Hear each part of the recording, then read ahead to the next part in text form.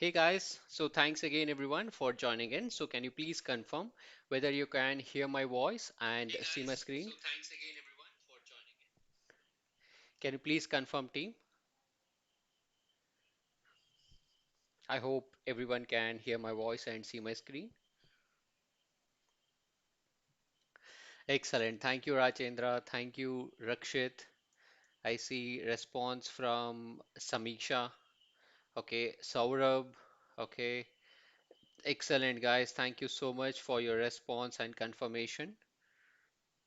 Okay guys, so thanks again everyone for taking your time and joining on this live session on implementing the Git and GitHub for CI/CD pipeline under the topic of MLOps. So, folks, this session is being possible with the help of the Manifold AI Learning. Now, let me start by introducing myself. So, my name is Nachiket Murthy. So, I'm an MLOps architect working in a top consulting firm, and I'll be your instructor for this today's session. So my day-to-day work would include leading the team of 25 people, and I'm responsible for implementing the end-to-end pipeline of data science, machine learning, and the deep learning projects. Now, my key role would include managing the team of 25 plus people and taking care of the entire pipeline, like the like the POC to the productionalization, guys. I worked on various domains like retail, healthcare, banking, and insurance. Some of the impacts that I have made till now is like I've successfully led and delivered multiple data science projects starting from POC to the production with overall revenue closer to $100 million. I'm a leader on MLOps approach in my organization. I'm an author of top 10 selling e-learning content on data science and machine learning. I've published various courses through Manifold AI Learning and have trained more than 300,000 learners through self-paced courses. I'm certified in AWS machine learning, AWS DevOps. I'm certified in Kubernetes as an administrator. I'm certified in Microsoft Azure as a solutions architect.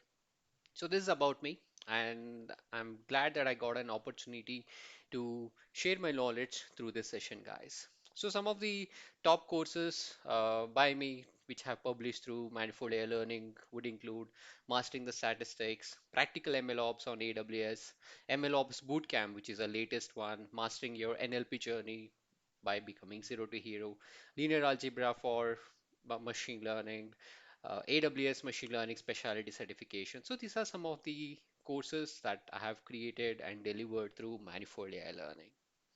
Now, before we get started, guys, I just want to give you a quick important tips that you need to know. So by default, learners are on mute. So this is applicable for the learners who have joined through the meetup link. Like there's a link that I had shared if you have joined through Zoho webinar. So you will be muted by default. Now, if you have got any question, do let me know in the chat window. I will be enabling your mic so that you can ask your questions. Now, apart from being live on our platform, we are also live through various platforms as a live stream. So, which is through YouTube and LinkedIn. If you have got any question, feel free to share your questions in the chat window. As an instructor, I'll be going through each and every questions that I would get, and I'll do my best to resolve all the questions in the session itself. Now you can access the source code as well as the webinar recording by visiting the URL bit.ly manifold AI learning. So I'll just sharing the link again to access the resources. So this is where I'll be uploading the sessions recording.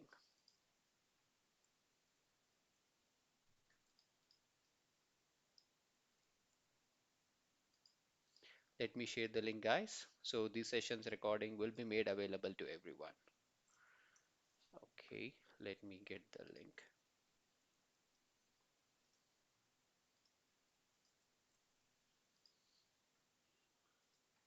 I'm sharing this information in all the platforms so that everyone can get it. So hold on a second, folks.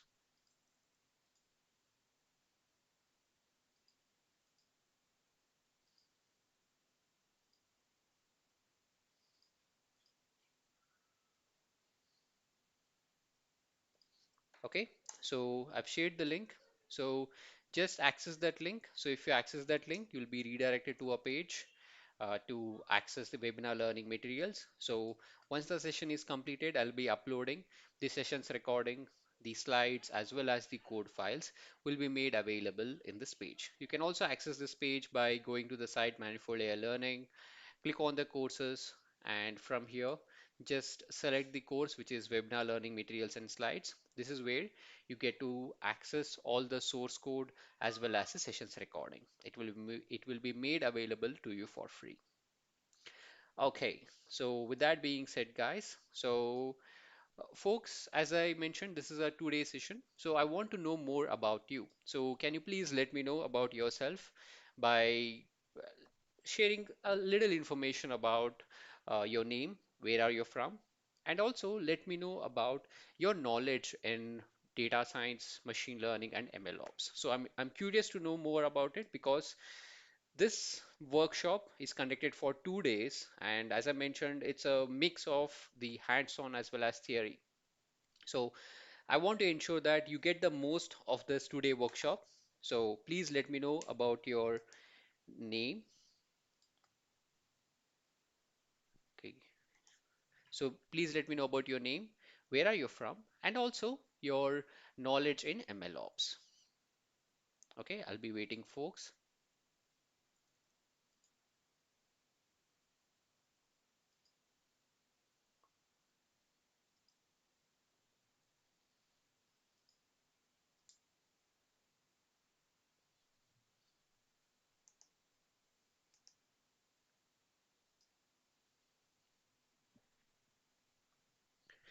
Okay, I see a response from Rakesh.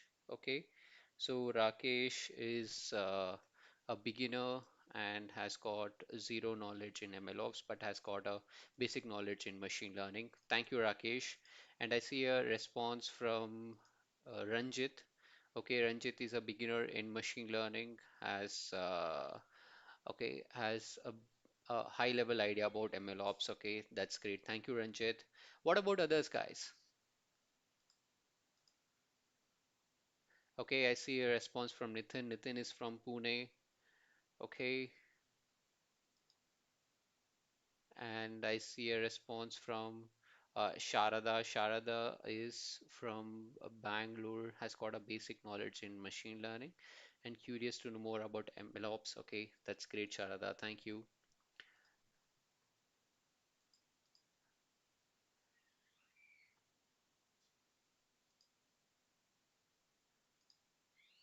Okay, and Nitin is a beginner. Okay, thank you, Nitin. And I see a response from Samyukta. Samyukta is a beginner. Okay, I see a response from Sridhar. Sridhar is also a beginner. That's great, guys, and thank you so much for your interaction. And feel free to keep ask the questions, guys. Okay, I want to ensure that this session will be an interactive one so that you get the most of this webinar session. Okay, I see a few more responses that is coming in. It seems like there's a lag, so I can see a few more responses here too. So here I can see that Kavias is a beginner. Okay, thank you so much, guys, for confirming. So let's proceed ahead, guys. So here, now that you have understood the uh, uh, session's agenda, so let's see, guys. So let's see what do we have for today's session. So here, the topic of this workshop is the Git and GitHub, where you will learn to implement the CI/CD pipeline for MLOps. So that's the agenda of this session, guys. Now, to give you a better idea, let me just give you a very simple example as what we are trying to do. See, the idea of this MLOps is implementing the automation for the machine learning projects. Now, to get a clear perspective about the same, so let me just show you a version of a software that I'm actually running. So before the start of the session itself, so what I did was I have logged into my Google Kubernetes and I have created a Kubernetes cluster, and there I have actually published my application. Let me visit the Kubernetes.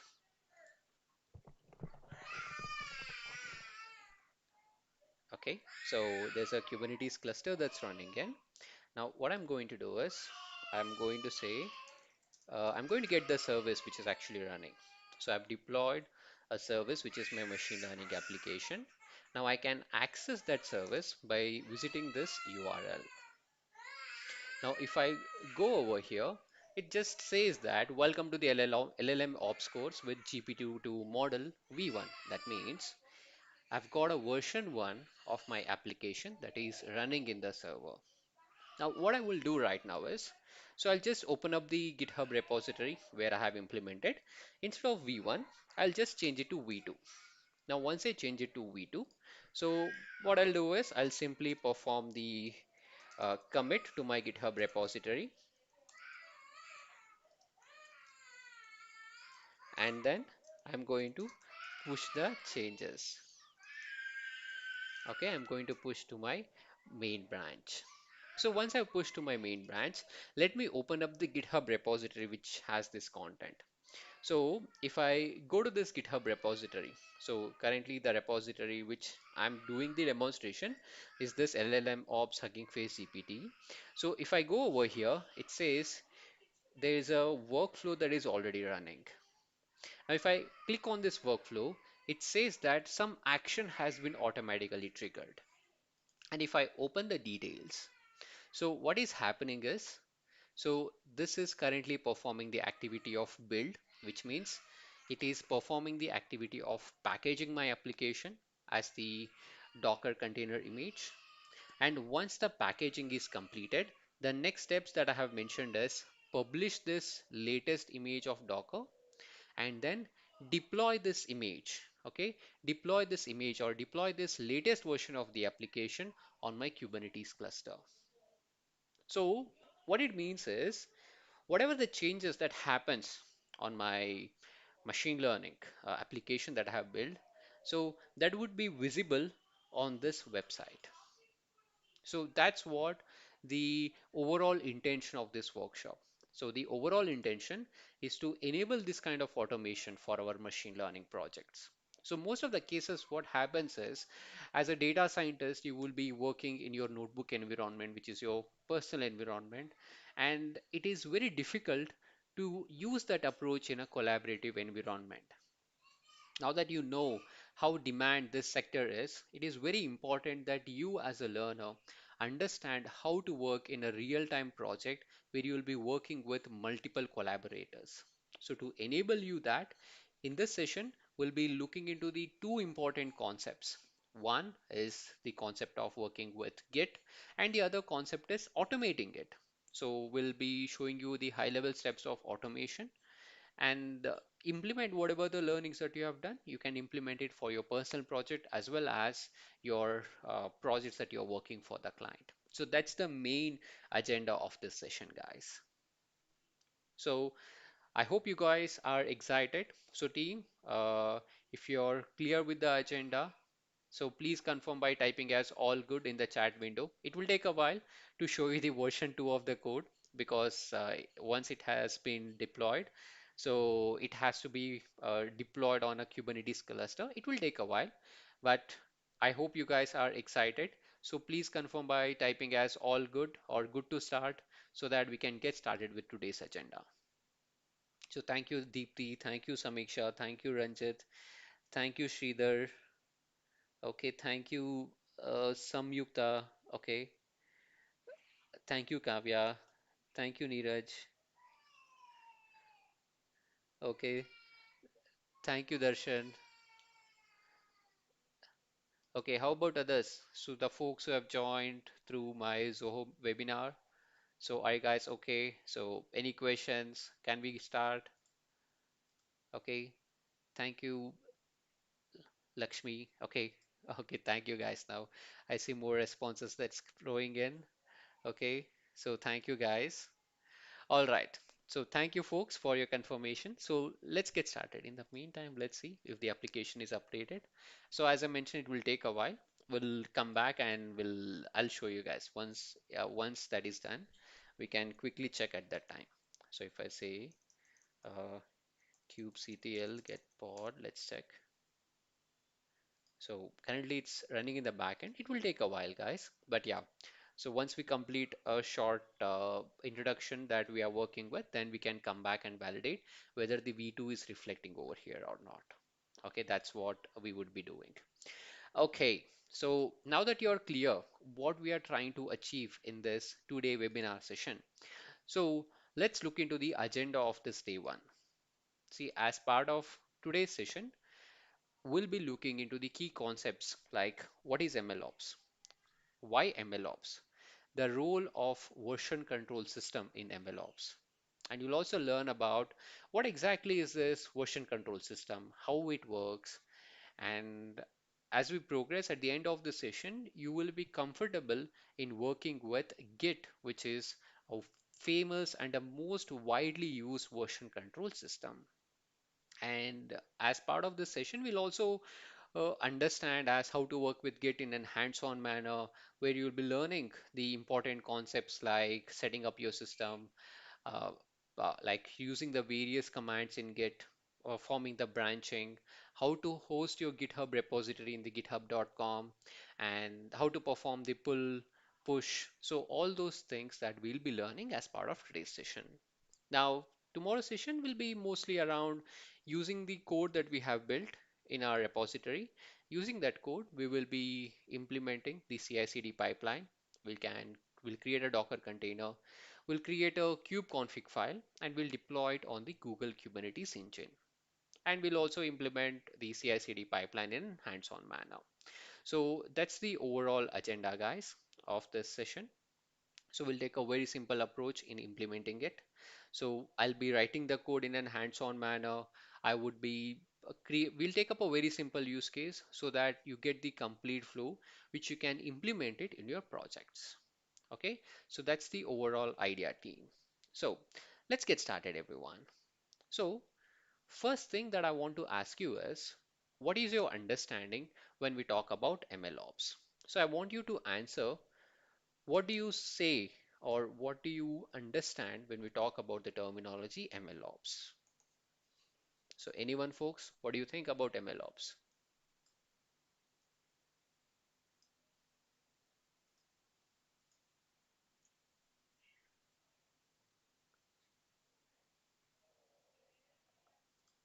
So what do you think, guys? What is MLOps?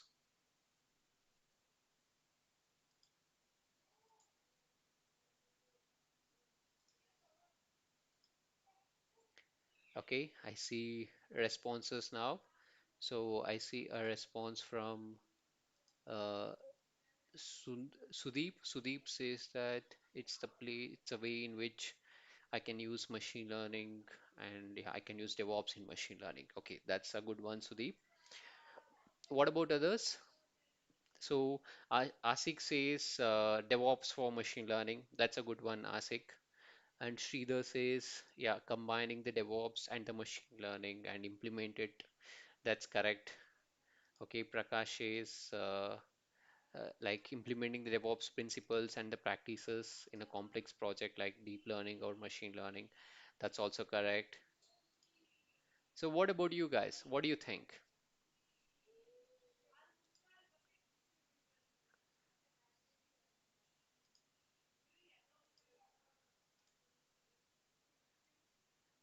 Okay, Asik says set of practices for smooth release and maintenance of ML solution. That's a good one, Asik. Okay, and I see response from Pooja. It says that using the machine learning approach and combining the machine learning in the DevOps. Okay, that's correct, Pooja. Getting the most of the machine learning models and ensure that it is implemented. That's from, okay, Sanjeev. Okay, thank you, Sanjeev. Perfect. Thank you so much, guys, for your answers. And so, by looking at your answers, it's pretty much clear that some of you has some understanding about what exactly is this MLOps. Okay, that's a good sign. Now, I've got one more question for you guys. What is Git? What do you understand by Git? So, what do you understand when we mention as Git?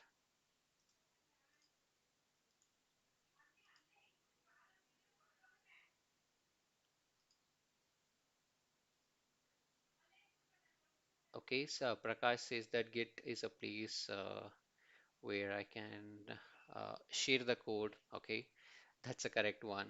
What about others?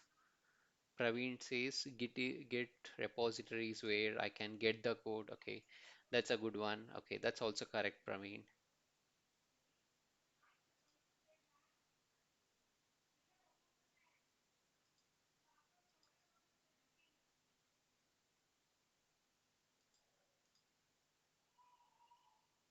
Okay, that's great, guys. So I can see most of the answers around storing the code, and Asik says distributed version control system. Lakshmi says it's a place where I can track the version. Perfect, guys. Perfect. So that's a good thing that most of you have got some understanding about the Git and MLOps. And Mithun says it's a VCS, it's a version control system. That's great, guys. So thank you for your response, guys. So, which means we have understood the, at least at a very high level, you know about MLOps and Git. So, let's understand in a formal way as what exactly is this MLOps. Now, when we say MLOps, so MLOps is a short for machine learning operation. Now, this MLOps, it refers to the practices and the tools to streamline and automate the end-to-end machine learning lifecycle. And that's what the MLOps is all about. So when we say MLOps, it basically combines the principles from DevOps with the machine learning workflow. The reason that we want to integrate it because we can bridge the gap between the data science and the operations as well. Now, this MLOps, it encourages collaboration among the data scientists, engineers, that is machine learning engineers, software engineers, as well as the operation team. So by encouraging the collaboration, we'll be able to ensure that there will be a smooth transition from development system to the deployment into the production environment. And when we talk about this MLOps, so one important practice that we generally observe is we will make use of the version control practice. So we will be applying the version control practice for the machine learning models, data sets, as well as the code so that we can track the code changes and facilitate the reproducibility. And this MLOps suggests the usage of automated pipeline where we'll be implementing the pipeline for model training, model testing, deployment, and even monitoring as well to enhance the efficiency and reduce the manual errors. And this MLOps also suggests to implement the CI/CD, which means it encourages to adapt the continuous integration and the continuous deployment principles so that we can automate the testing as well as the deployment of the machine learning models. Now, this in turn promotes the faster and the more reliable model updates. Let's say you've got a system where you're running the model version V1. Now you want to update your model V1 to the latest version, let's say V2. Then in such scenarios, with the help of these CI/CD principles, we can automate this process of updating your application, which is pointing to V1 to V2 in a reliable manner. And the MLOps also suggests for effective monitoring and logging. So when it comes to logging, so it always tracks the various metrics that is involved in the machine learning. So it could be the data features, or it could be the model performance metric, it could be anomalies in the model behavior or from the data set, so that we can ensure the model that we have got in the production environment is effective in terms of real world scenarios. And MLOps recommends scalability concerns. It actually MLOps recommends scalability of the models or the scalable, like having an environment which can be scalable, which means this MLOps helps us to address the scalability concerns by designing the system which can handle the deployment and the scaling of the machine learning models in the production environment. And it also recommends to have a best security measures in place which will ensure that the model that we are using in the application that we are building, so it always ensure that it is in compliant and the data protection regulations are actually met throughout the entire machine learning lifecycle. And lastly, the MLOps suggests to have a feedback loop so that we can have a continuous way to get the feedback and improve the machine learning models based on the real world performance and the user feedback. So that's the overall way in which we can describe the MLOps. Here we are combining the machine learning and the DevOps side in the machine learning project. Now that you have understood what exactly is this MLOps, why do we require this MLOps? Well, the reason that I want to use this MLOps approach in any machine learning project because one, and the most important factor, that is we'll be able to have an efficient workflow. So we'll have an efficient workflow so that even with various teams working on a single project, so there will be an effective way when it comes to execution. With the MLOps, we get to enjoy the other benefits like accelerated model deployment, reproducibility, improved collaboration, and other features like enhanced scalability, continuous integration and deployment, monitoring and maintenance, and the resource optimization. So these are the key benefits that we get to enjoy by implementing the MLOps practices in the machine learning projects. Now, here, as you have learned about the importance of MLOps, okay, now let's look into the next concept that we have got as part of today's session, that is version control system. So let's understand what exactly is this version control system. Now, when we say version control system, it's a sometimes people also call it as VCS. So version control system is a software tool that will help us to track and manage the changes to the source code as well as the other files in a collaborative development environment. Now, why this is important? Well, the reason this is important because when you think about working in a big project, it can be based on machine learning, deep learning, or it can be based on anything. So in all those scenarios, you'll not be the only person who will be working in that project. So you'll be working in a collaborative environment where the source code is used by various teams and various people. So this version control system helps us to track and manage those changes to the source code and the other files in such collaborative development environment. So with the help of this version control system, we get to enjoy a systematic way to record the various versions of a file or set of files over the period of time.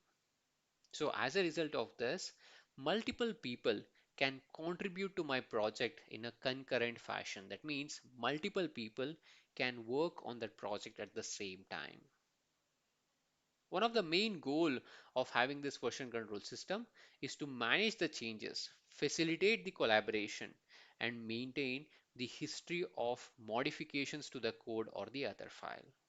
So that's the main reason that we want to use this version control system in MLOps project. Now, when we talk about version control system, there are actually two types of version control system we have got. One is centralized version control system, and the other one is what we call it as distributed version control system. Now, when we say centralized version control system, so in the case of this centralized version control system, there will be a centralized repository. Okay, there will be a centralized repository. Now, on this centralized repository, the entire version history of the project will be stored. Now, depending on the requirement, so we call it as a client. Client is nothing but the developers who will be working on that project file. So these clients, they would generally interact with that central server and they will check out the latest code. They will make some changes and they will commit those changes back into the central repository. Okay, now in such scenarios, the history, version information, everything will be maintained in a central place. So that's the idea of this centralized version control system. Okay, it's a centralized version control system. Now, one of the common example for this centralized version control system is SVN, which is the subversion. Now, apart from this centralized version control system, we also have another type of version control system that's called as distributed version control system. And when I say distributed version control system, this is a special type of version control system. Here, what would be using is, okay, so what we'll be using is here in this case, okay, so each developer, okay, each developer will have a local copy of this entire repository, which means here, if I have two people who are working in my project, okay, if I have people who is working in my project, both of them will have the entire copy of my entire repository. Now, the best part is both of these developers, they can work independently. They can make the commits to their local repository so that they don't have to be dependent on the server connection every time. And whenever there is any changes that happens between the repositories, the developers can actually perform the activities like pull and push so that they can synchronize their code changes with the other people code changes. Okay, that is how we get to work with this distributed version control system. Some of the common examples of this distributed version control system would include Git and Mercurial. Now that you have understood the two types of version control system, that is centralized version control system and the distributed version control system, let's look into the key difference between them. So when we talk about the key difference between them, so in case of Git, which is a distributed version control system, here in this case, okay, each developer will have a full copy. Okay, each developer will have a full copy of the repository, and this supports non-linear development workflow, which is quite common when you think about working in a large project. And this is better suited for distributed and the collaborative development. Now, apart from that, we also have SVN. So in case of SVN, we have understood that it's a centralized version control system. So here in this case, the developers, when they are working, they'll be interacting with the central repository. Okay. Now, one of the limitation that they will have in the case of the centralized version control system is the branching and merging. So this branching and merging is not available in the case of centralized version control system, and this requires constant connection to the central server for most of the operation. So that's the overall difference between the Git and SVN. Now, in our learning journey, as I've mentioned, we'll be working with Git repository. So let us understand what exactly is this Git. Now, when I say Git, so Git, as you have learned already, it comes under the distributed version control system, also known as DVCS. So this Git is a widely used software. It's actually widely used in software development when it comes to tracking the changes in the source code. And this was created by a person called Linus Torvalds in the year of 2005. And from then, it's actually one of the most popular version control system that we have got in the market. Now, here we can say that this Git has actually become a standard version control system. It has actually become a standard version control system for many open source and the private project. The reason because this has helped in fostering the collaboration and enabling the efficient development workflows. So let's understand in detail about why do we require this in the machine learning projects. So let's understand the same, guys. So here, when we talk about Git in machine learning projects, so first and foremost, we'll be using it for version control of the code. So when we start writing any machine learning application, okay, or when we create any code, we'll be creating the code in the format of, let's say, Python scripts, or we might have some configuration file. Now we want to track the changes to those files. So we'll be using for version control of the source code. So based on a requirement, the developers will initialize such repository. Even you'll be learning in your learning journey in our workshop. So how you like they'll be initializing their Git repository for the project, and then they will start committing those code changes to the repository. So by committing the code changes to the repository, this would enable fostering the fostering the collaboration between various team members, and various team members, they can make use of the same base code and they can start working on the different feature. Now this can be possible with the help of branching. The various developers will perform the pull request where they will extract the latest version of the code from the repository, and they will create their new branch which will be an enhancement or which can be a change from the original data or the original code that we have got. And from the machine learning perspective, so this is also quite common. Let's say you have got 10 people who is working in a project and you've got a resource, let's say a junior resource, and you want that person to perform some hyperparameter tuning. He would go ahead and create a pull request. And in his local system, he would perform the hyperparameter tuning and he will create his own branch if there are any code changes that he wants to test out, and he would commit the same to the repository. If that is approved, he can merge it to the main branch. And not only the code, which is important from the machine learning perspective in a machine learning project, even data plays a key role in a machine learning project. So this Git supports large file storage. So for versioning the large data set, so we can actually make use of Git LFS, which is an extension of Git, which can handle the large files in an efficient manner. And if you're working in a cloud environment, you can also make use of such cloud storage as well. And this Git also supports the data versioning. You can also track those changes as well as part of your requirement. And here, apart from that, you can also use the Git in tracking the model artifacts, that is the model files.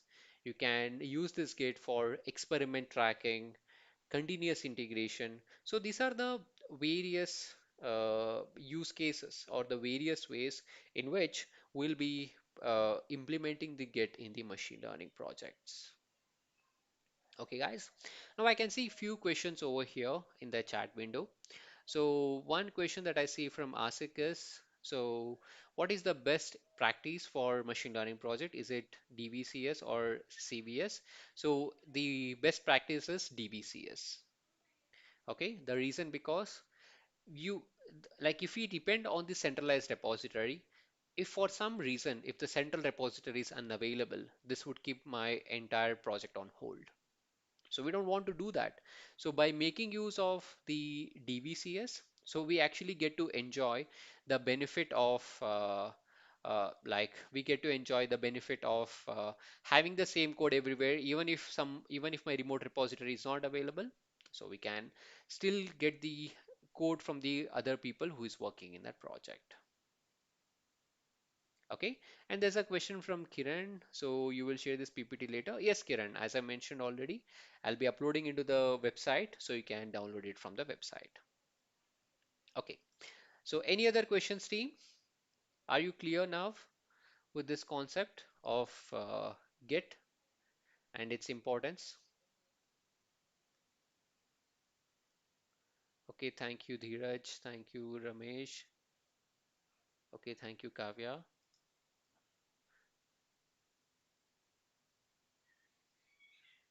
Okay, hey, Rohan. Okay, is it clear, folks?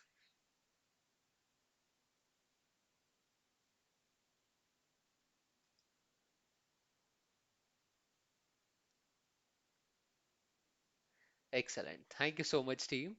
And I see some more confirmations here too. Okay, so okay, so we'll talk about it, Asik. I'll share at the end. Okay, So, any other questions, folks?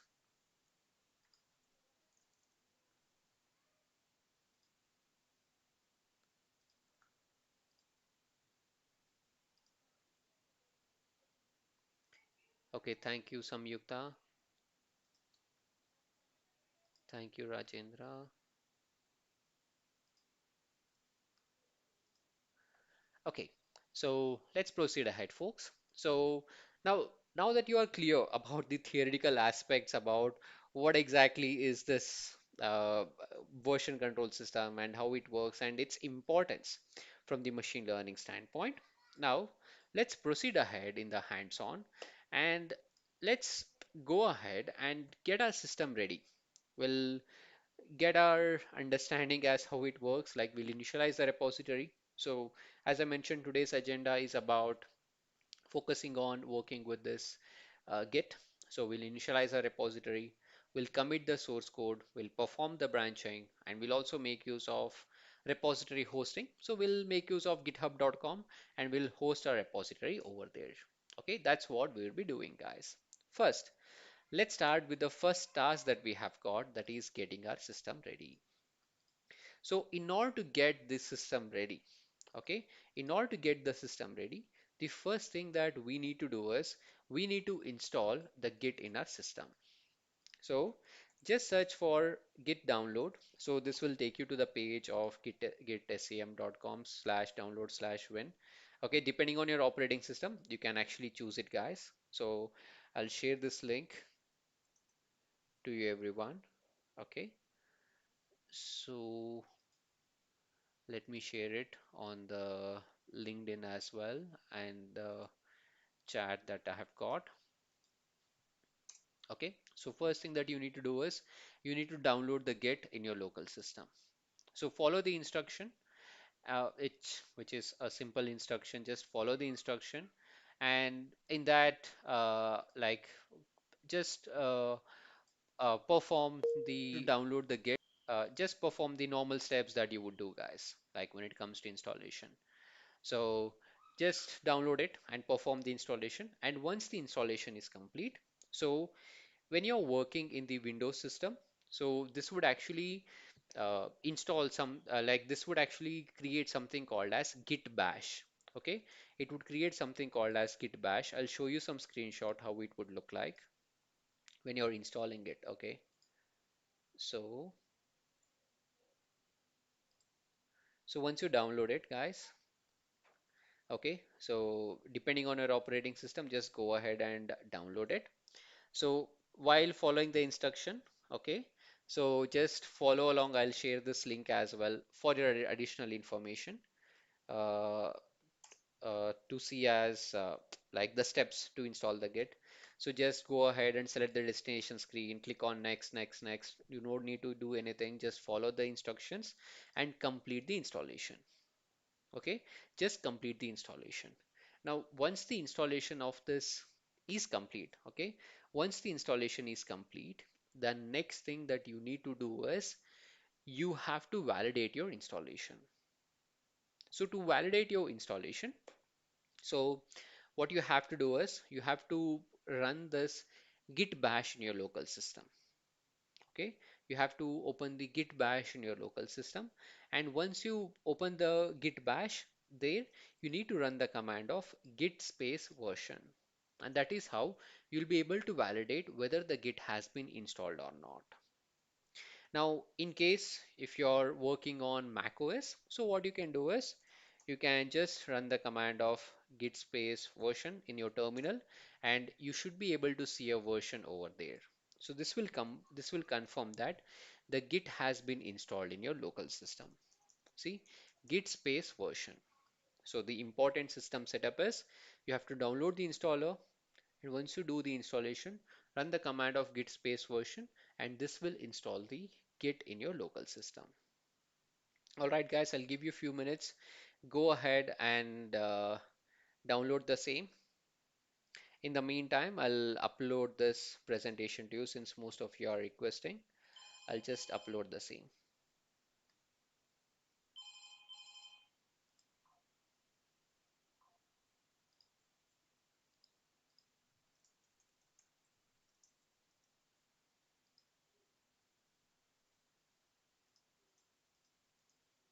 So please go ahead and install the Git guys and confirm me once it's done. I'll give you a few minutes.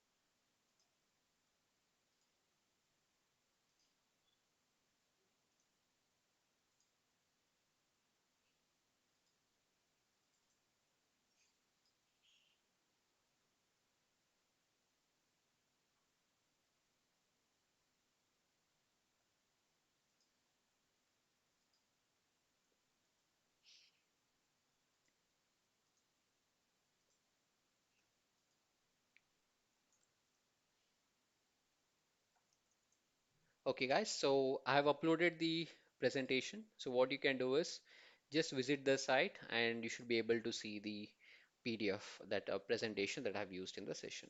I'll share the link again. Go ahead and refer to this link to download the presentation in the meantime.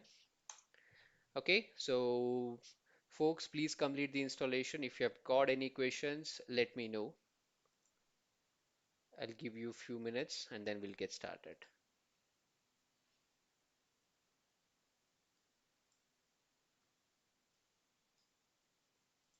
I'll give you a minute, guys. So once it's done, you should be able to proceed, folks.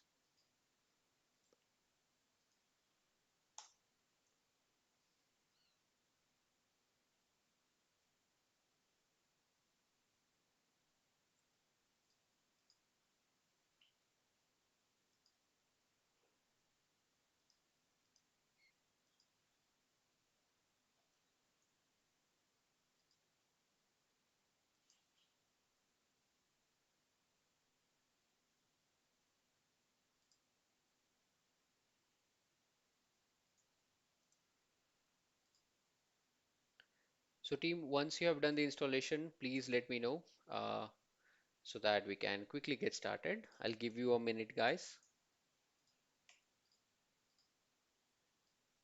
So perform the installation and validate that you're able to print the Git. That's all.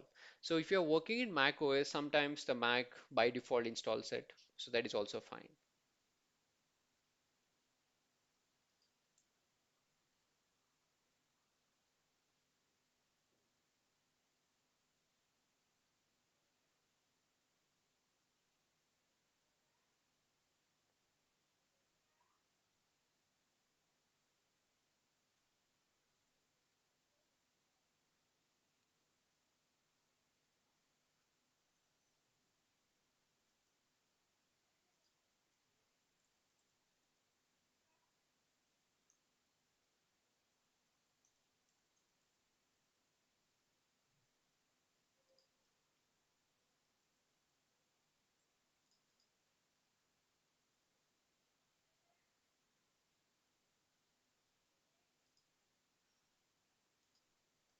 Okay, guys. So let's go ahead and work with the same. Okay, now we have installed the Git. Now we have the system setup in place in order to get started. Now, when we talk about Git, okay, there are some fundamental things that you need to understand. So first and foremost, if I want to get started with the Git, okay, if I want to get started with the Git, first I need to initialize my repository. Okay, first I'll have to initialize my repository. But even before that, okay, even before that, we have to do some setup in our command line interface. So we have validated that Git version and we have ensured that this is working, the Git is working. Now, apart from that, you also have to do some setup, which we call it as Git configuration. So let's go ahead and do that configuration. For the benefit of today's session, I'll just uh, create the source code. Okay, and then I'll be sharing with you guys. So I'll quickly do one thing. I'll open a new folder.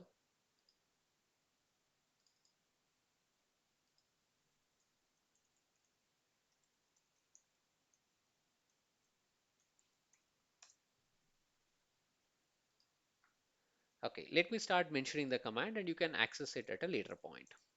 So the first command uh, that you need to run is obviously git version.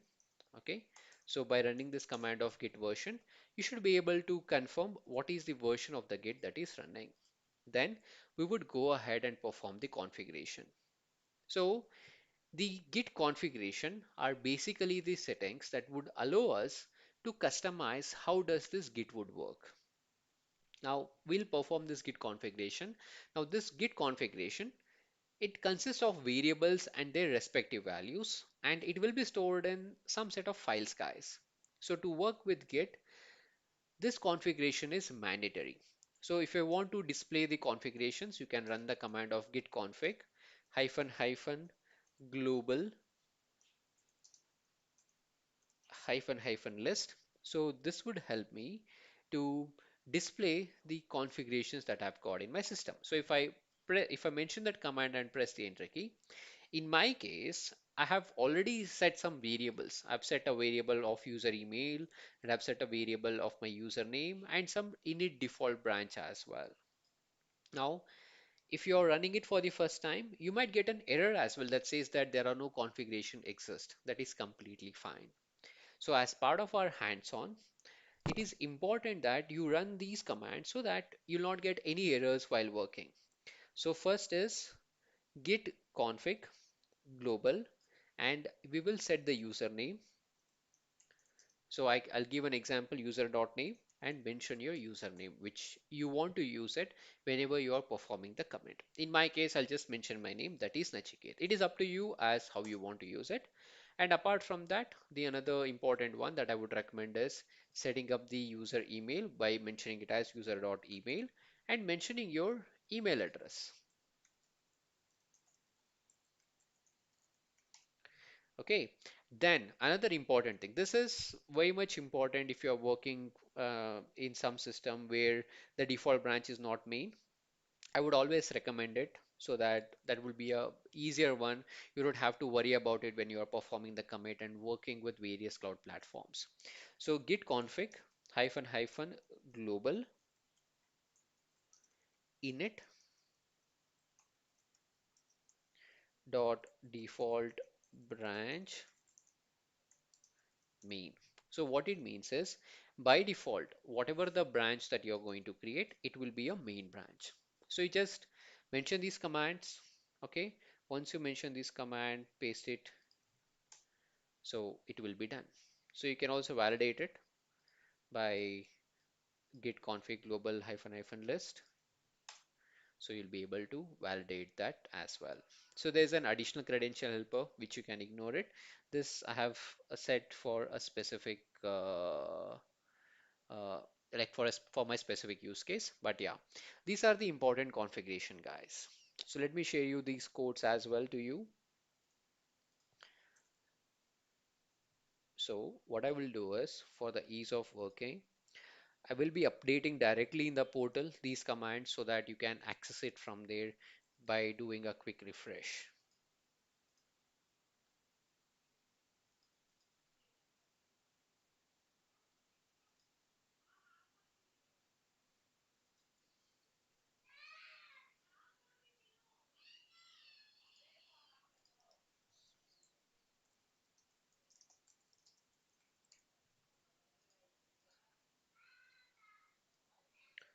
So I would go ahead and mention the command, guys. So these are the three commands that I ran till now.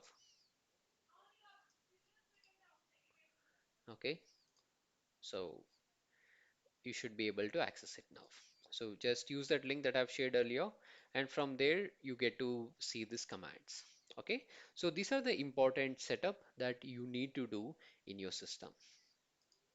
Okay, so now let's do one thing. Since it's been a while, if I do the refresh, let me do a quick check.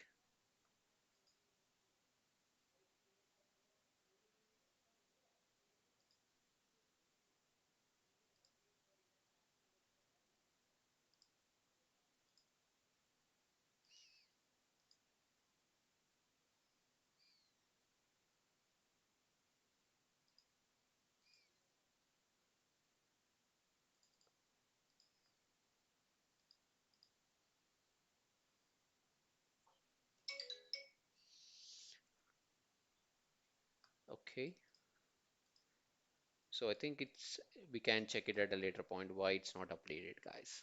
Okay.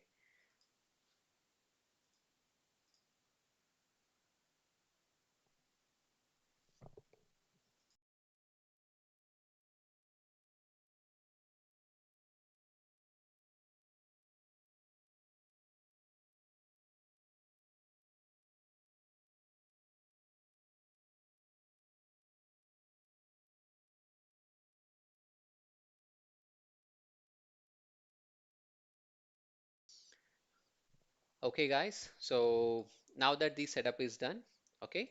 So this what we have done is we have just performed the setup of our command line interface. Okay. Now with this setup in place, so with this setup in place, now what we can do is we can quickly go ahead and get started with the repository. Now, if I want to start tracking the changes, okay, if I want to start tracking the changes in my local repository, then we will make use of the command that is called as git init. By mentioning the command of this git init, we can actually get started and start tracking the changes in my repository. Currently, I have created a folder called MLOps webinar. Okay, now this is not tracked by Git. Now, any changes that I do over here on my readme.md file, it will not be tracked by my version control system because I've not told them. Now, if I want this files to be tracked, then the command is git init. So I can say git init in order to track the changes. So I'll do one thing. I'll go to that folder where I have just created. Okay. So if I go to the folder of MLOps webinar, okay, which is my today's which is the folder that I've just created. So here in this folder, there's a file that's called as readme.md file. Now, if I open up that folder as well, this is my folder. So in my case, yeah, if I go inside this folder, there's only a single file which says as readme.md file. Now, in order to start tracking the changes for this file, we just can run the command that's called as git init. Now, when I say git init, so all the files that are part of this folder, we can start tracking it. So when I say git init, it says it has initialized the empty repository. Now, apart from that, if I go, if I enable the hidden files or the hidden folders, you can see that there's a new folder that has been created that is called as .git. So this .git folder indicates that this is basically the folder which is being tracked by this Git version control system. And if I go inside this .git, you get to see various elements. So you have something called as config, description, head. So all those things, it will be created by default. So git init is the command that we use it to give the command to the Git saying that this is the folder that I want to start tracking. Now, once I start tracking this, if I want to check the status of my repository, I can run the command of git status. Now here it says I'm currently on the main branch. Okay, there are no commits yet, and there are files which are untracked. Okay, there are files which are untracked. So which means there is a file in my current directory and this file is untracked, which means it is not yet started. The tracking of this file is not yet started. So there's a key concept that you need to understand right now. So let me just explain you with an example. So here, when you are working, okay, so when you are working, so let me just take an example, okay, to help you understand this concept of repository.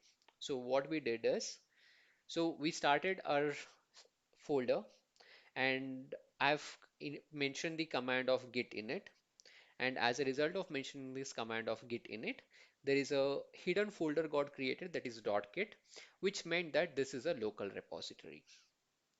And this place, okay, where I have my files present, where I have this currently only one file, that is readme.md file present, this place is generally called as the working directory. So it is called as a working directory. So if I want to explain it, so think of my folder as my as the project directory itself, which is my folder itself, and inside it, basically, we'll be having a working directory under local repository. So what I did was, by making use of the command of this git init, so I have initialized my local repository. Now, whatever the file that I have right now, so currently the file that I have is a readme.md file. This readme.md file is present in my working directory and it has not started tracking it. Okay, it has not started tracking it. The reason because it can only start tracking it once it is part of this local repository. And that is what the message says right here. It says it is untracked file. So there is an untracked file which is in my working directory and it is not being tracked. It can only track once it is part of this local repository. So is it clear now, guys? Is it clear? So what's happening in the back end? So why we see that message? Okay, thank you Dheeraj, thank you Ramesh, thank you Rakshit, okay, thank you Lakshmi, thank you Samiksha. Perfect. Thank you so much guys for confirming. So you have now understood what is that message. Now what is working directory? Working directory is nothing but it contains a set of file which represents the version of the project. Now apart from this working directory, while working with Git, we'll also be working with another concept that's called as staging area. So the staging area is basically a draft space. It is basically a draft space. It is basically a draft space, and then from the staging area, we'll be performing or moving those changes inside my local repository.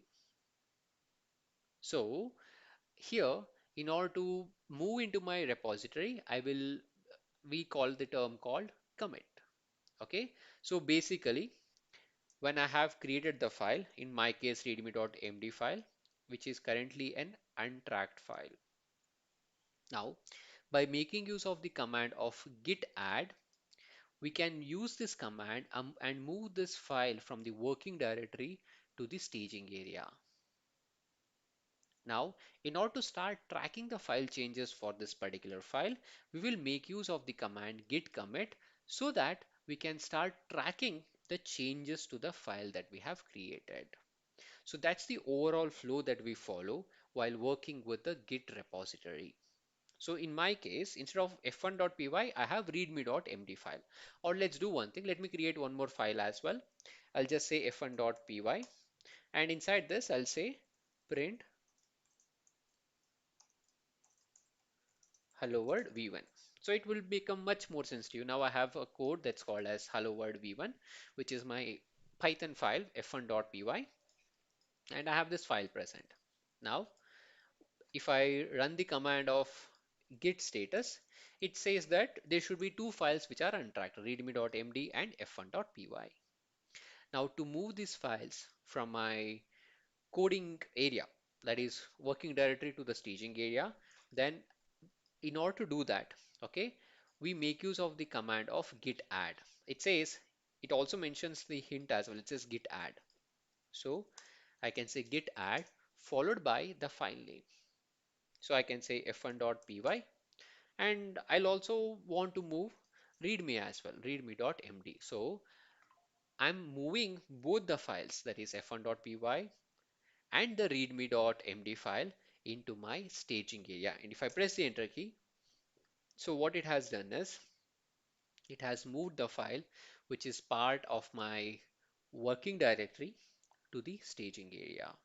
So that's what I have done right now. Okay, now once the file has moved to the staging area, okay, now if I want to save that file, that is, save it as a version. Then in such scenarios, I can use the command of git commit. So I can now open up my CLI and I'll say git commit hyphen m. Hyphen m is basically the indicator that where we can mention the message. I'll say git commit hyphen m and I can mention the message, let's say v1 of code. And if I press the enter key, so what it has done is it has performed the commit. And there is an ID that has appeared, which is 615E53A. This is basically the commit ID. So the workflow that we follow while working in a Git-based repository is first we'll have a set of files, which will be an untracked file. We will make use of the command of git add to move the files from the working directory to the staging area. And once it is moved to the staging area, we can make use of the command of git commit to perform the commit to my local repository. So that's the flow of working with this Git based repository. Okay, so to recap, the commands that I've mentioned is here git init, then git add and followed by the file name. Okay, you can also go ahead and experiment it at your end as well, and git commit hyphen m and mention the uh, code or mention the message that you want to add. So that's how you can go ahead and like perform our work with the same guys. Okay, I've mentioned all the commands into the source code page as well. You can also refer those commands and execute it from there. Okay, so any questions, guys? Are you clear till now? Okay, Rakshit says yes, Dheeraj says yes, Prakash says yes, Sangeeta says yes, Ramya says yes. Okay,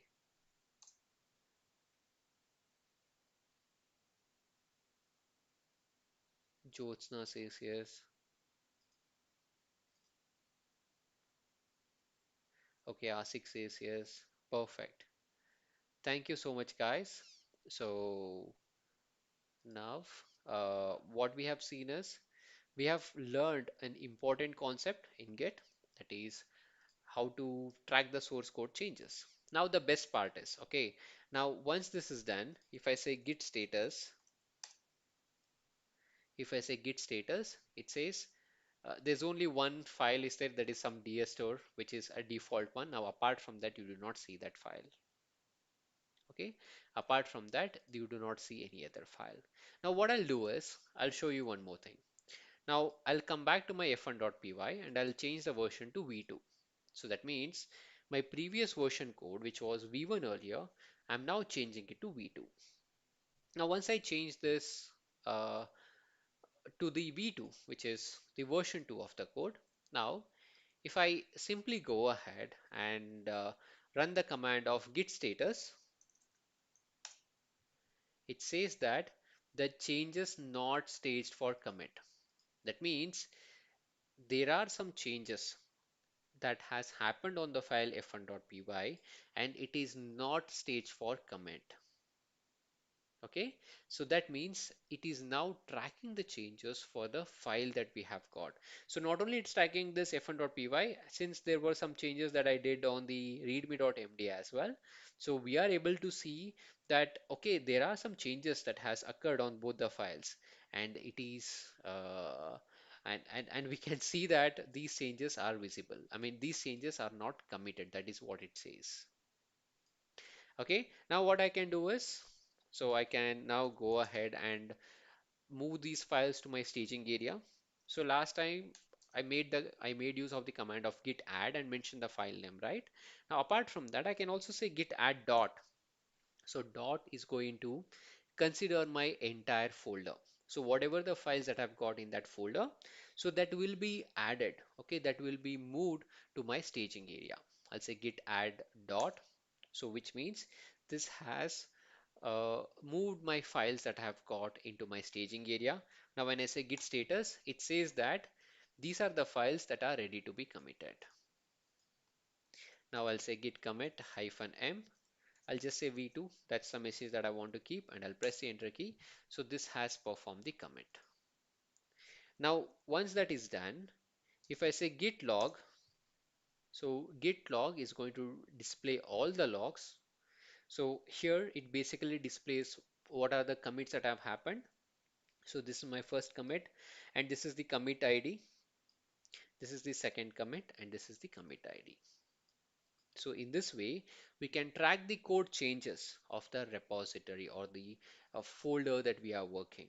So by tracking these code changes, we can actually check who has performed what change, and we can go back to that required version of the code if something is not working. So that's a very high level idea of working with Git. All right, guys. So now we'll do one thing. We'll take a short break of 5 minutes.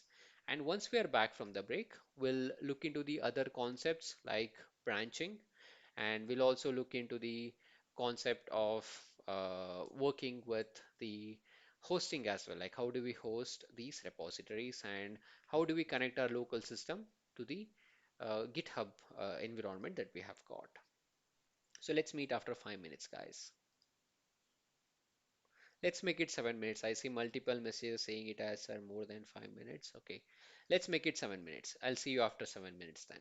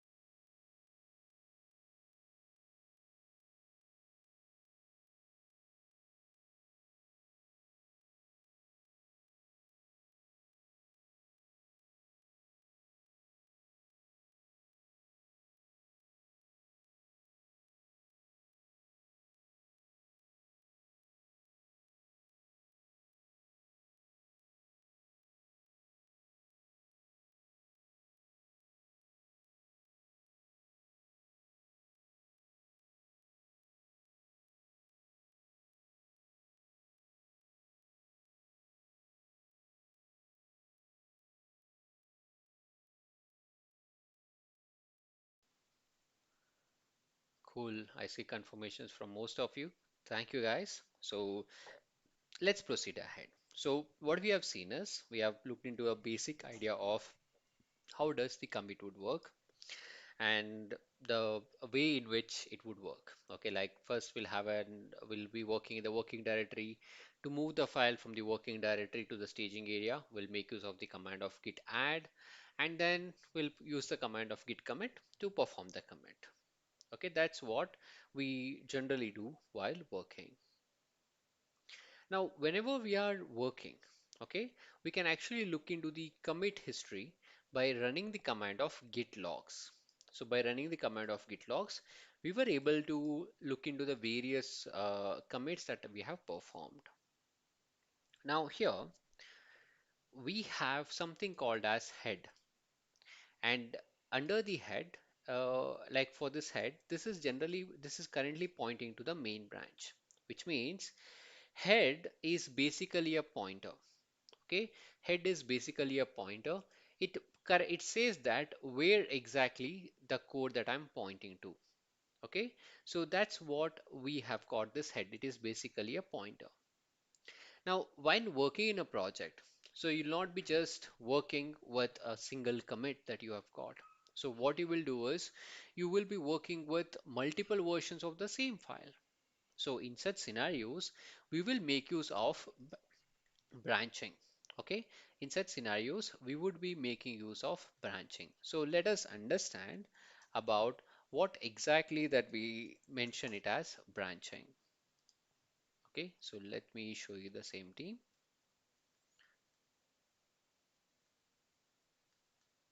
So give me a second.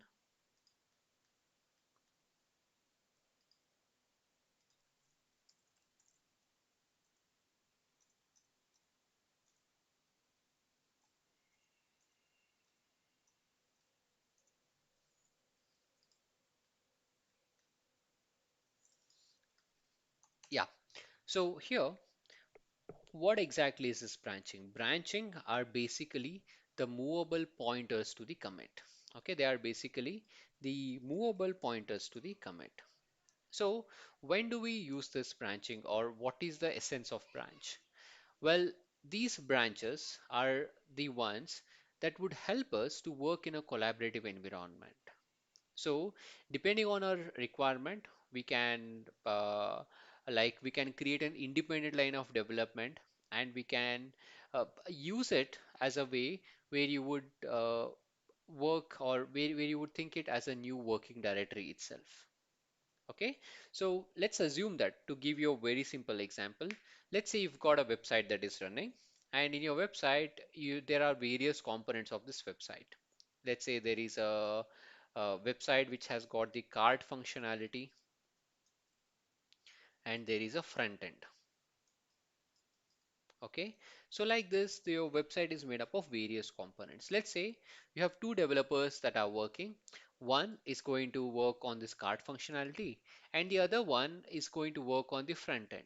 So for these two people to work together, so what they can do is, maybe this front end person who is working on the front end, like the developer front end who's taking care of the front end part, so they can actually create a branch called development branch, and they can go ahead and start working and creation of the new version for the front end. And similarly, so let's say I've got the cart functionality, I can have one more developer team. They'll be creating their dev2 branch, and they can independently work on their branch as well. So branching will help us to work on the same set of code in a concurrent manner. Okay, so that's the overall idea, guys. Now, when it comes to branching in Git, so we make use of some common commands. So let me just type those for your reference. So some of the common commands that I will be using when we talk about branching is, we'll say git branch. So this is a command which will tell me to which branch that I'm working with. Okay, so uh, like to which branch that I'm working with. Now, if I want to create any branch, let's say I'll say git branch dev. So this will actually create a development branch. I'll show you with an example. So first, if I say git branch, it says that there's one branch that present, that is main branch, and there's a asterisk symbol next to it, which means that this is the current branch that I'm in. Now, when we say git branch dev, what it means is it has created a new branch that is called as dev. Now, after that, if I say git branch, it will tell me that there are two branches now exist. One is a development branch and the other one is a main branch. So I now have two branches present. Now, when I say git log, so here it says that my head is currently pointing to the main branch. Okay, my head is currently pointing to the main branch. That is what it says right here. Now, after I have created a branch, if I want to switch to my development branch, that is the branch that I have created, I can run the command of git switch dev. So what it has done is this will switch my branch to the development. Now, when I say git log, this time, after switching my branch to the development branch, my head is pointing to the development. And I have the main branch, which is the other branch that I've got. That means whatever the source code changes that I will do, it will be updated on this development branch and not on the main branch. So to test this, I'll do one thing. I'm now in the development branch, right? So I'll come over here and I'll modify the source code as v3. Now once that is done, there's a source code change in my development branch. I'll say git add dot git commit hyphen m and I'll say v3. I've updated the changes. Now when I say git log, so you can observe that my head is pointing towards the latest commit, and this is basically in my development branch. That means my development branch is one step further from my current branch, that is my main branch, because this is now referring to the v3. Now the question is, what would happen if I switch back to my main branch? That means what would happen if I switch back to my main branch? So if I want to switch back to my main branch, I can say git switch uh, main.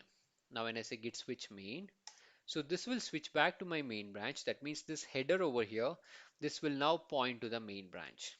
So git log, it says that see, my header is pointing to the main branch. Now if you look into the source code, before it was v3, right? In my development branch, it has been switched to the v2. So that's the overall idea that we have got when it comes to branching. Okay, that's the overall idea when it comes to branching. So you have seen how to create a branch, how to switch the branch, and uh, uh, and how to switch back to the required branch. Okay, so let me mention the commands. So you have created a branch. After you have created the branch, we have switched the branch, then update the source code, then I'll say git commit git add dot git commit hyphen m. So this is basically v3. Then after that, so you have made use of the command, I think after git commit, I think, yeah, git status, then you have switched back to the main branch. Okay, so these are the commands that I've executed till now. Now what I'll do is, my main branch is pointing to the v2, but my development branch is pointing to the like my development branch is pointing to the v3. Now in such scenarios, what we can do is we can also perform the merging as well. Now if I want to perform the merging, okay, the way that I can perform the merging is I can say git merge and mention the branch that I want to merge with. I'll say git merge dev. So this will merge the commits. So when I say git merge dev, now this has performed the merging. Now if I now go back to my file1.py, we can see that the code has been merged to the v3. So this is called as the fast forward merging. Okay, this is called as the fast forward merging. In the case of this fast forward merging, so what happens is you will update the source code to the latest version of the code. And this can be done only when the child one that you have got, it shares the same parent. Okay, when it has the same parent as the existing main branch, then only we can performing the merging. So this is a common way in which the merge can be performed. So all the changes that we have been playing around right now, so all these changes are basically part of my local repository. Now the question is, how can I work with the source code, which is part of my remote repository, or how can I share this source code, guys? So now, if I want to share the source code, okay, if I want to share the source code, I have to host it in an environment. Now that is what we call it as the Git repository hosting. Now to host such Git repository, there are various services that are available out there. So we have got github.com. So the github.com that you see right here, this is one of the service that is available for me so that I can host my Git based repository. Now apart from this github.com, there are other services as well. To name a few, we have got Bitbucket. That's another service where I can host my Git repository, or there is something called as Code Commit, which is an AWS based repository. So like this, there are various platforms that are available so that I can host it in that website and I can share it with them. So this github.com is a place where people are storing the file. Now in my case, I've got a GitHub account and I'm saving the file and I'm able to share those files with you. So this github.com, it's a place where you will be storing such files. So that's the idea of this hosting services that we have got. Now, in order to work with it, so in our learning journey, I'll be making use of this GitHub itself. Okay, so here, create your account by visiting github.com. And once you create the account, what you can do is whatever the source code that you have got in your local system, you can host that source code in the github.com, like in this example. So let's see how we can create a repository over here in the github.com. So what I'll do is here I'll click on this create new option and I'll select as new repository. Now we'll start by specifying the repository name. I'll mention as MLOps webinar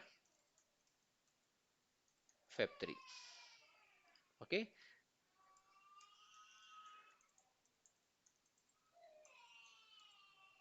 so this is how I would specify the repository name.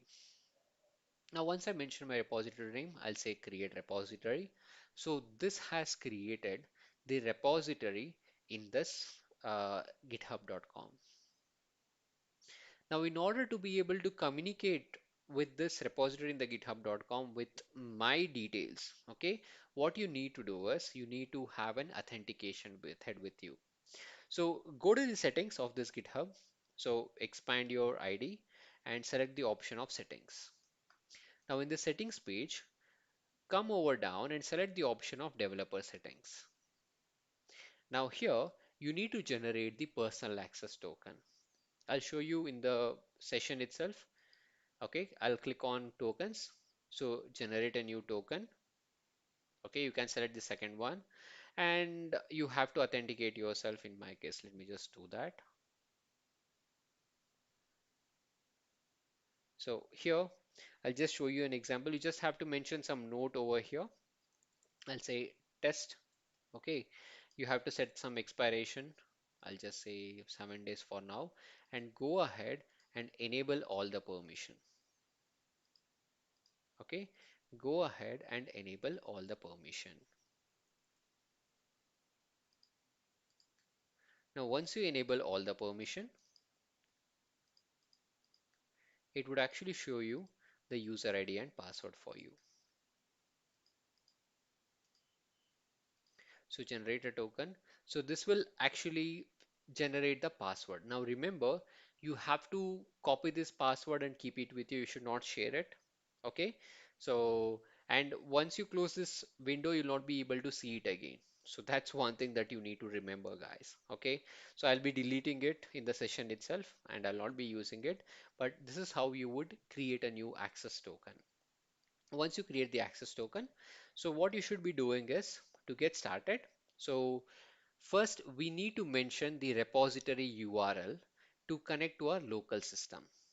So by opening our command prompt, we'll say git remote add origin, and we will mention the URL, which is basically our repository name. That is this.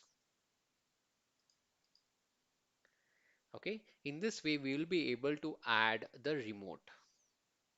Okay. We'll be able to add a remote repository, and I'm mentioning the name as origin.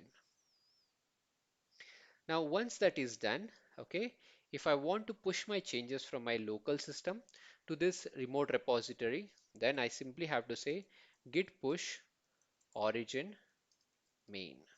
So I want to push to my origin, which is my this link from the main branch.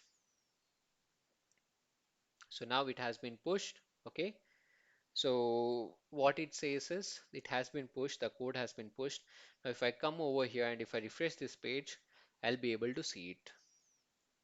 Now, in case if you're running this command for the first time, it will ask you for user ID and password. For the username, you have to mention your user ID. Okay, and for the password, you have to mention the personal access token that you have generated. Okay, so that's the overall way in which you will be able to sync your local system to the remote repository. So what we have just done is we have actually went ahead and created a remote repository. And once we created the remote repository, so we pushed our local code into this remote repository. So that's how we can work with these remote repositories. Now, once the remote repository has been created, let's say if I want to fetch or if I want to get someone else repositories, then what I can do is I can run the command of git clone and perform the activity of cloning. Okay, so that's how you could actually work with the Git repositories, guys. So what we have learned as part of our learning journey in this today's session is we have understood the basics of Git and how to host our Git-based repositories in a hosting service that is github.com. And we have looked into the important concepts like branching, concept of working directory, and pushing the source code to the remote repository. Now, as part of our tomorrow session, what we'll be doing is we'll choose a simple machine learning application. I'll choose the code which I have already implemented in our previous learning journey for our YouTube channel. I'll use that code and we'll implement the CI/CD pipeline for that machine learning model that I've created. Okay, so that's what we'll be doing in our learning journey, guys. Now, if you have got any questions, so please let me know if you're clear and if you do not have any other questions. So please confirm by typing as all good. Now, as I mentioned earlier, this session is recorded and you get to have the sessions recording in the URL that I mentioned earlier, that is bit.ly/manifold AI learning. That is if you go to the website of Manifold AI Learning, you can select this course of webinar learning materials and slides. So I'll be uploading the session recording and the source code over here as well. Okay. Now there were few learners asking about how I can learn more. Well, some of the concepts, if you want to learn more in depth, okay, I would recommend you to check out the course of MLOps Bootcamp, which is one of the best sellers that we have got right now. So you can check out these courses. These are at the uh, uh, like a lowest price right now. So I would recommend you to check out these courses and join over there, guys. And I hope to see you on the class. So all these courses are more than 30 plus hours of learning journey. And these are the best sellers in the Udemy platform. So it has been referred by more than 30,000 learners throughout the globe as part of their learning journey. And I want you to get the most of these courses. I hope to see you on these sessions, guys. So thank you again for joining in for this live session, guys. So it has been a pleasure to interact with each and every one of you on this session. I hope to see you on the next session as well. So, guys, if you're clear, if you do not have any further questions, please confirm by typing as all good. Or if you have got any feedback, please feel free to share as well so we can keep a note of it and we can ensure that you get the best learning experience.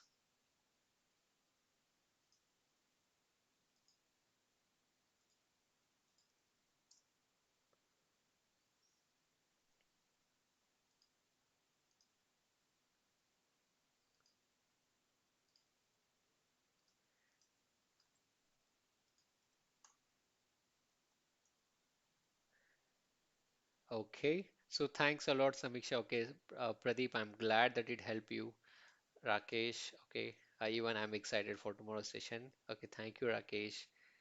Okay, is there any live training batch? No, as of now, Asik. Currently, all the sessions that I've got is the self-paced training.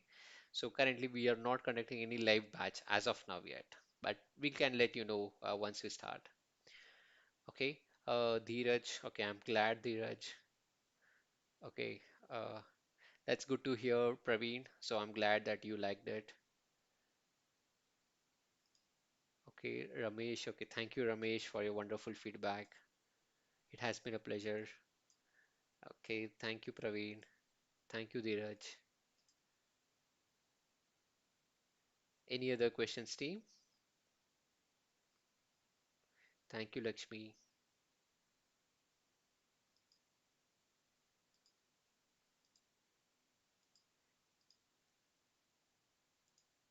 Thank you, Rakesh. Okay, thanks a lot, guys. So, thank you again for joining in. I hope to see you tomorrow on our next session where we'll be implementing the CI/CD pipeline. So, thanks again, guys.